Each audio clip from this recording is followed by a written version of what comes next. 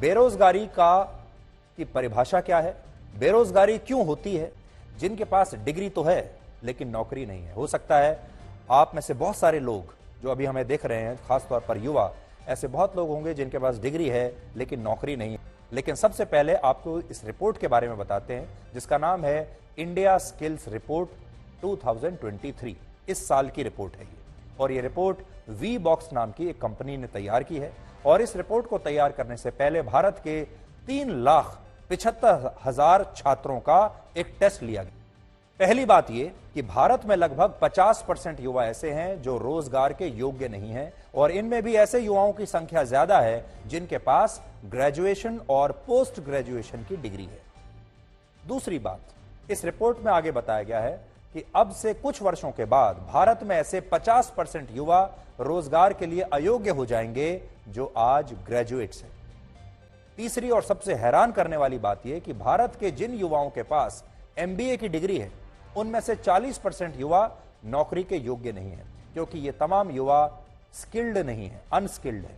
इसके अलावा जिन छात्रों के पास इंजीनियरिंग की डिग्री है उनमें 43%, जिनके पास बीकॉम की डिग्री है उनमें 40%, जिनके पास बैचलर ऑफ साइंस यानी बीएससी की डिग्री है उनमें 63%, और आईटीआई से डिप्लोमा और दूसरे कोर्स करने वाले 66%, पॉलीटेक्निक की पढ़ाई करने वाले 72%, और जिनके पास बैचलर ऑफ फार्मेसी की डिग्री है, बी फार्मा, उनमें से 43% छात्र ऐसे निकले जो नौकरी के योग्य ही नहीं है, जिनके पास डिग्री तो है लेकिन नौकरी के योग्य नहीं है, योग्यता नहीं है।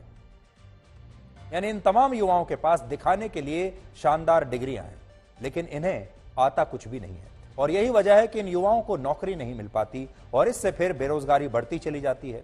हमारे देश में बेरोजगारी को सबसे बड़ा राजनीतिक मुद्दा माना जाता है। आज भारत में बेरोजगारी दर सबसे ज्यादा 8% है, लेकिन इस बेरोजगारी का कारण सिर्फ ये नहीं है कि सरकार लोगों को रोजगार उपलब्ध नहीं करा पा रही, बल्कि इसका कारण यह है कि हमारे देश में नौकरियां तो बहुत है लेकिन बहुत सारे युवा इन नौकरियों के योग्य नहीं है और काबिल नहीं है। हमारे देश में बहुत बड़ा प्राइवेट सेक्टर है, जरूरी नहीं सरकारी नौकरियां ही। असल में यह समस्या बेरोजगारी की नहीं है, बल्कि समस्या इस बात को लेकर है कि हमारे देश में बहुत सारे लोगों के पास डिग्रियां तो हैं लेकिन वो स्किल्ड नहीं है। अब आप खुद सोचिए, जिस छात्र ने सिविल इंजीनियरिंग की पढ़ाई की है और डिग्री ले ली है, अगर वो सिविल इंजीनियर होते हुए भी ये नहीं जानता कि किसी बढ़िया सड़क का निर्माण कैसे होना है, कोई बड़ी बिल्डिंग कैसे बनाई जाती है, तो उस युवा को आप बेरोजगार कहेंगे या उसे रोजगार के लिए अयोग्य मानेंगे। यूनिसेफ के एक लेख का जिक्र किया गया है जो कहता है कि भारत की लेबर मार्केट में, भारत के श्रम बाजार में काम करने वाले 5.5 करोड़ लोग ऐसे हैं जो ग्रेजुएट्स हैं, और इसी में यह भी लिखा है कि वर्ष 2030 तक भारत में ऐसे युवाओं की संख्या 30 करोड़ हो जाएगी जो 10वीं पास होंगे कम से कम। लेकिन इनमें से आधे से ज्यादा युवाओं के पास ना तो बेसिक स्किल्स होंगे और भविष्य में ना ही इन्हें कोई नौकरी मिलेगी। हालांकि यहां दोष युवाओं का नहीं है, इसलिए हम अपने देश के युवाओं से यह कहना चाहते हैं, यह दोष अपने ऊपर मत ओढ़िए, यह दोष आपका नहीं है, दोष युवाओं का बिल्कुल भी नहीं है। आज दुनिया की बड़ी बड़ी जो कंपनियां हैं, टेक्नोलॉजी कंपनियां हैं, उनमें हमारे देश के युवा शीर्ष पर बैठे हुए हैं। कितनी बड़ी बड़ी कंपनियों के सीईओज आज भारतीय हैं। लेकिन असली दोष है हमारी शिक्षा व्यवस्था का और उन प्राइवेट कॉलेजेस का जो छात्रों को डिग्री बेच तो देते हैं लेकिन नौकरी के योग्य नहीं बनाते। ये हमारे देश में शिक्षा की दुकानें बन गए हैं। बल्कि इसकी जगह यह कहा जाता है कि इन युवाओं की बेरोजगारी का कारण सरकार है, और फिर इस पूरे मुद्दे को एक राजनीतिक रंग में रंग दिया जाता है, और हमारे देश के नेता, चाहे वो किसी पार्टी के हों, वो इन युवाओं का इस्तेमाल करते हैं चुनाव लड़ने के लिए, चुनाव प्रचार करने के लिए, और उन्हें लगता है कि जब वो इस तरह के मुद्दे या भाषण देंगे तो युवा उन्हें वोट दे देंगे, और फिर जब वो सत्ता में आते हैं तो फिर वो भी वही करते हैं जो पहले से होता आ रहा है।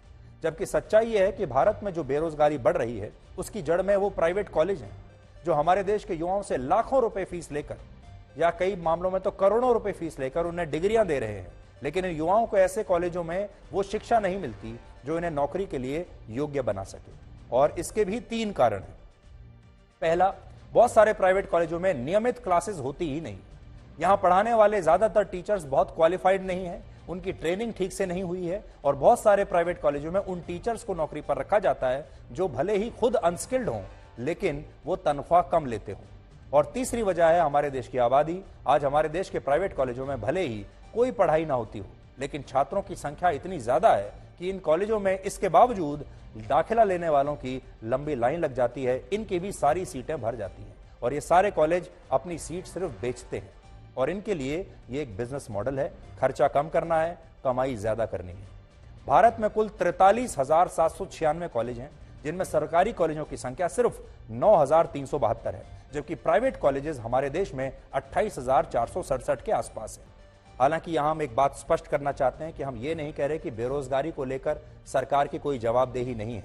सरकार की पूरी जिम्मेदारी है कि वो देश के युवाओं को रोजगार उपलब्ध कराए, जैसे भी कराना है कराए, चाहे प्राइवेट सेक्टर में कराए चाहे सरकारी सेक्टर में कराए। और अगर बहुत सारे युवा नौकरियों के लिए योग्य नहीं है तो इसकी जिम्मेदारी भी सरकार की है, क्योंकि वो इसके लिए शिक्षा व्यवस्था को ठीक कर सकती है, बेहतर कॉलेज, बेहतर शिक्षा व्यवस्था मुहैया करा सकती है। और हमें यह भी आज कहना है कि सारे प्राइवेट कॉलेज भी एक जैसे नहीं हैं। हमारे देश में कुछ प्राइवेट कॉलेजेस अच्छे भी हैं और अपने देश के युवाओं से कहना चाहेंगे कि वो जब किसी प्राइवेट कॉलेज में ये देखकर एडमिशन लेते हैं कि वहां 100% प्लेसमेंट है और बाद में उन्हें नौकरी नहीं मिलती तो वो इसके लिए योग्य नहीं होते, तो उन्हें अपने कॉलेज से ये पूछना चाहिए कि जब उन्होंने कुछ सिखाया ही नहीं तो उन्हें छात्रों से ली गई फीस लौटा देनी चाहिए। यानी कॉलेजों से भी सवाल जरूर पूछना चाहिए।